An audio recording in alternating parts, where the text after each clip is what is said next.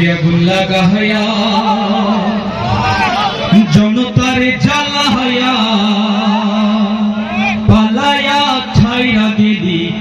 ঢাকা গণভবনটা এখন ফাঁকা দেশে আগুন লাগায়া জনতার জ্বালায়া দেশে আগুন লাগায়া আলেমদের জ্বালায়া